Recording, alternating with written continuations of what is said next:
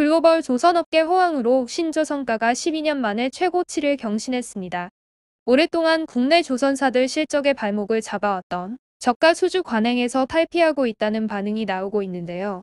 조선사들은 높아진 선박 가격을 바탕으로 실적 개선에 속도를 내겠다는 계획이라고 합니다. 11월 3일 영국의 클락슨 리서치에 따르면 지난달 말 기준 신조선가 지수는 152.28포인트로 집계됐으며 올해 1월 127.11포인트와 비교하면 약 20% 오른 수준입니다. 신조선가 지수는 1998년 전 세계 선박건조 가격 평균을 100으로 기준 잡아 지수화한 것으로 높을수록 성과가 많이 올랐다는 의미이며 신조선가 지수가 150포인트를 넘은 것은 조선 호황기였던 2009년 7월 이후 12년 만에 다시 기록을 갱신 중인 것입니다.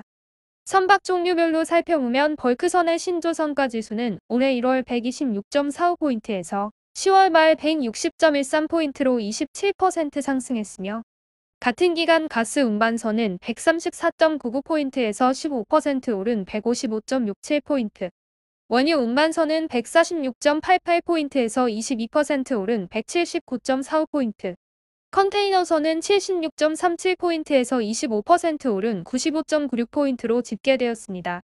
한국조선해양, 삼성중공업, 대우조선해양 등 국내 대형 조선사들은 연초부터 연달아 선박을 수주하면서 현재 2-3년치 일감을 확보한 상태이죠.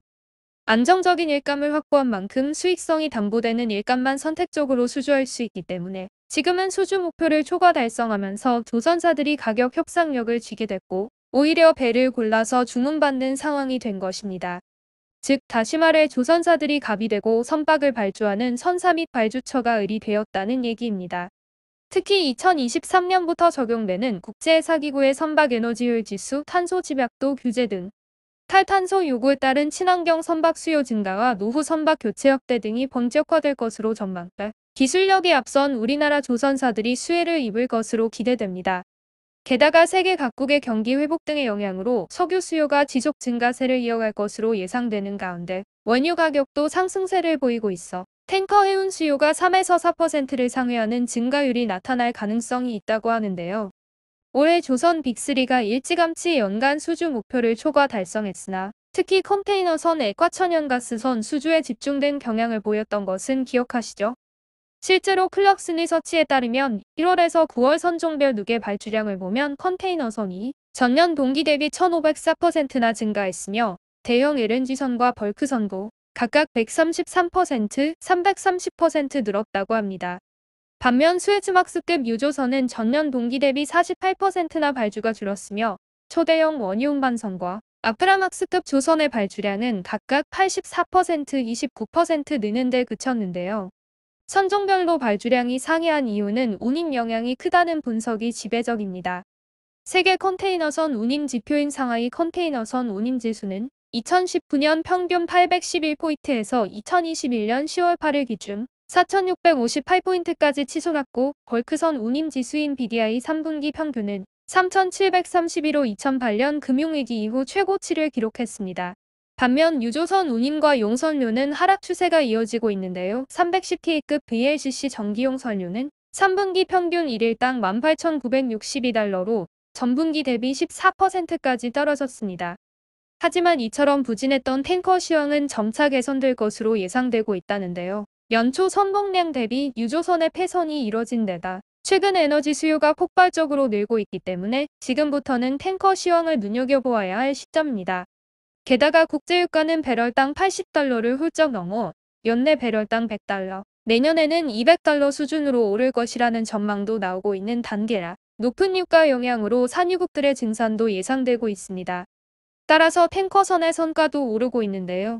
지난 9월 VLCC가 1억 700만 달러, 수에즈막스급 유조선이 7,400만 달러, 아프라막스급 유조선 5,900만 달러를 기록했습니다.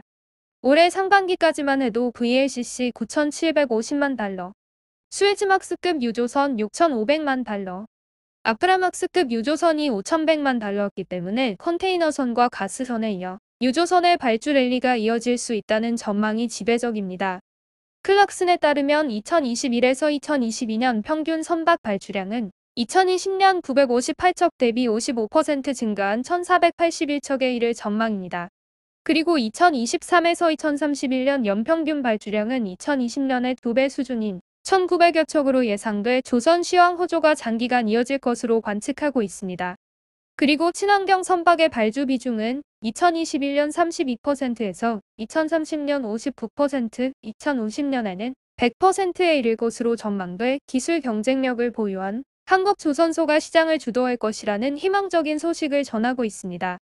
따라서 충분한 수주 전량과 신조성가 상승도 국내 조선사들에게 호재로 작용할 수밖에 없으며 신조성가는 강제가 상승과 건조 도크 확보 경쟁, 친환경 선박에 대한 투자 증가 등으로 지속 상승할 전망입니다. 이제 조선사들은 향후의 10년을 내다보고 대한민국의 유능하고 똑똑한 인재들을 하루빨리 확보해 중국과 일본을 성과가 아닌 기술로서 세기를 박을 수 있도록 기대해 보겠습니다. 감사합니다.